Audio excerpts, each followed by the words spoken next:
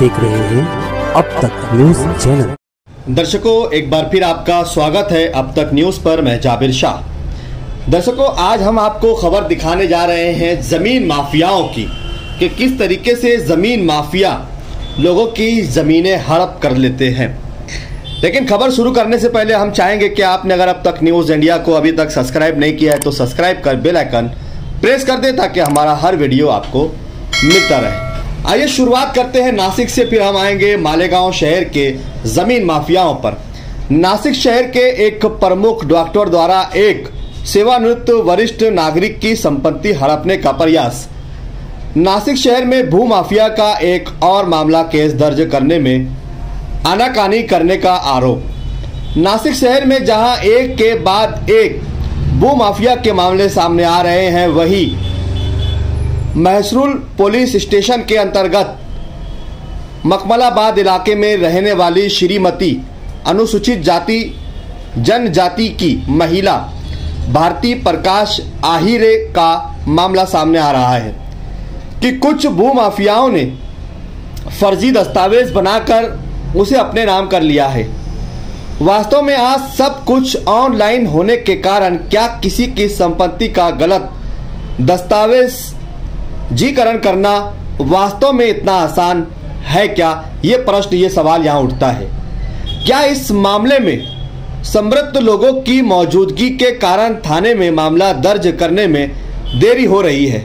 और अगर ये मामला दर्ज हुआ तो नासिक शहर में बड़ी बड़ी संपत्तियां हड़पने वाले भू माफिया और इन मामलों में उनका साथ देने वाले कुछ सरकारी कर्मचारी भी कानून से बच नहीं पाएंगे। हालांकि मौजूदा हालात में देखा जा रहा है कि यहाँ पीड़ित बुजुर्ग अपनी संपत्ति पाने के लिए कानून के दरवाजे के चक्कर लगा रहे हैं। क्या उन्हें न्याय मिलेगा और क्या भू माफिया के खिलाफ सख्त कार्रवाई की जाएगी? ये भी यहाँ एक बड़ा सवाल सामने आ रहा है। अब आइए बात करेंगे हम मालेगांव शहर की। इसी प्रकार से मालेगांव शहर में भी जमीन माफियाओं व भू माफियाओं का काफ़ी दबदबा देखने को मिलता है। इस प्रकार की कई घटनाएं मालेगांव शहर में भी होती हुई दिखाई दे रही है। इसके पहले मालेगांव शहर के छावनी पुलिस स्टेशन में इस तरीके की ज़मीनें हड़प कर लेने के कई केस दर्ज हुए, कई लोगों पर कानूनी कार्रवाई भी हुई।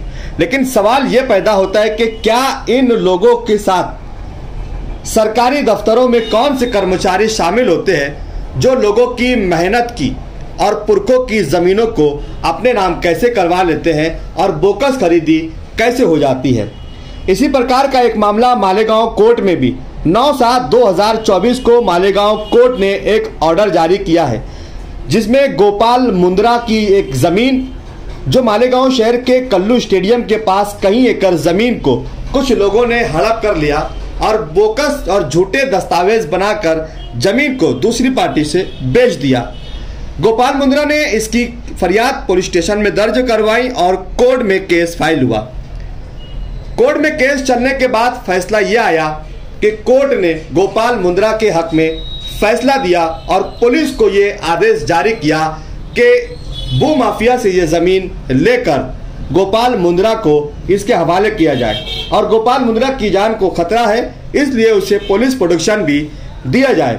जबकि इसके ही पहले हमने एक और खबर इन जमीन माफियाओं के खिलाफ बनाई थी, जिसमें हमने दिखाया था कि एक प्रॉपर्टी पर जिस पर मालेगांव कोर्ट ने स्पष्ट आदेश दिया था कि जब तक अंतिम निर्णय नहीं आ जाता, जब तक उस जमीनों पर कोई भी एक खिल्ला नहीं गाड़ सकता।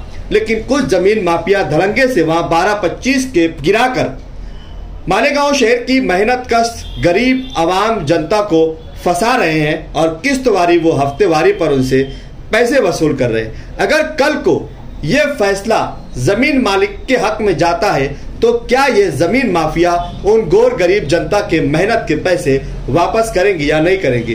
पुलिस डिपार्टमेंट को भी यहाँ कहीं ना कहीं इन जमीन माफियाओं पर शिकंजा कसने की जरूरत है और खरीदी बिक्री में चल रहे इन बोकस कामों की और बोकस खरीदियों की संपूर्ण जांच होनी चाहिए और कौन से सरकारी कर्मचारी व अधिकारी इन भू माफियाओं के साथ शामिल है, इनका भी पर्दाफाश होना चाहिए। आइए सुनते हैं उस पीड़ित परिवार का दर्द जिनकी जमीन को हड़पने की भूमाफिया ने कोशिश की। माझं नाव प्रकाश देवराम मायरे. आपण राहायला कुठं आहात? मी सध्या येवला इथे राहतो. बर. आणि काय काम करता आपण? मी एक सेवानिवृत्त कर्मचारी आहे. आता काम बरं काही करत नाही. आता हे मसूरमध्ये भूमाफिया तुमच्या प्लॉटचा काहीतरी विषय झालेला आहे. काय प्रकरण काय आहे? हो, मे महिन्यामध्ये माझ्या मुलांनी ऑनलाईन सातबारा काढला. त्यावेळेला माझ्या सातबारावर इतर इसमाचं नाव दिसले. तुम्ही हा प्लॉट कधी घेतलेला आहे? साधारणतः मी 1986 साली हा प्लॉट घेतलाय. कोणत्या ठिकाणी आहे हा प्लॉट? हा प्लॉट मखमलाबाद शिवारात नंबर 414चा एक पैकी प्लॉट नंबर 27 आहे. ओके. हा तुम्ही तेव्हा खरेदी केला होता? तो सन 1986 ला खरेदी केला आहे.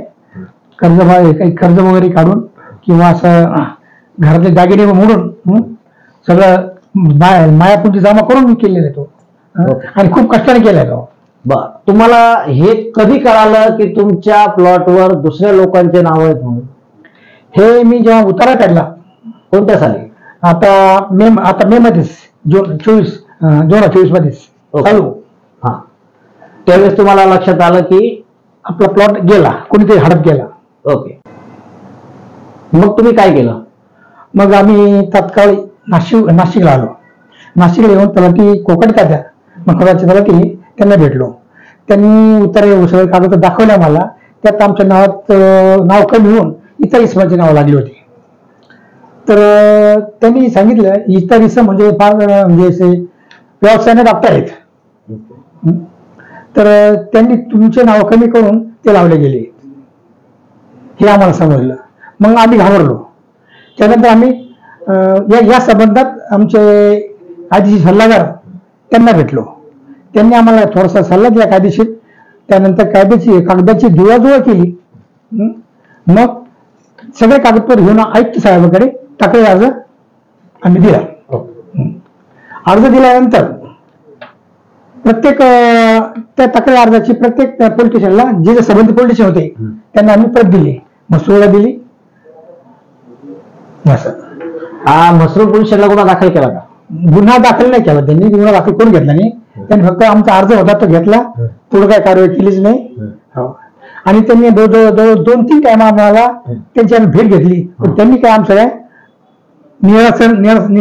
काही आमचं योग्य काम केलं नाही. अच्छा, म्हणजे गुन्हा दाखल करून घेतला नाही. मग त्यानंतर काय झालं? त्यानंतर आम्ही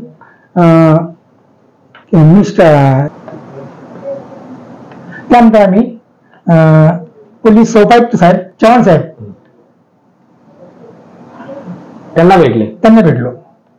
त्यांनी तुमच्या शंकेचे निरसन केलं का? त्यांनी आम्हाला सकारात्मक आमच्याशी वार्ता केली आणि त्यांनी शंकेचे असं केलं की तुमचा गुन्हा आम्ही 2 दिवसामध्ये दाखल करून घेऊ असं मी आमच्या मसूर पोलीस स्टेशनला सांगतो म्हणे. मग आता तुम्हाला भेटून किती दिवस झाले? आता भेटून मला 4-5 दिवस झाले. ओके. आतापर्यंत गुन्हा दाखल झाला का? अजून गुन्हा दाखल झाला नाही. आम्ही वाट पाहतोय आम्हाला न्याय कधी मिळेल. अच्छा, म्हणजे तुम्हाला अजून काही मसूर पोलीस स्टेशनने बोलवलं नाही? अजून काय बोलवलं नाही. मग प्रशासनाकडे तुमची काय मागणी असणार आहे? आमची प्रशासनाला हात जोडून विनंती आहे की त्यांनी आमच्या अर्जाचा विचार करून आम्हाला न्याय द्यावा आणि जे भूमाफी आहे यांना कठोर शासन व्हावे ही आमची नम्र विनंती आहे.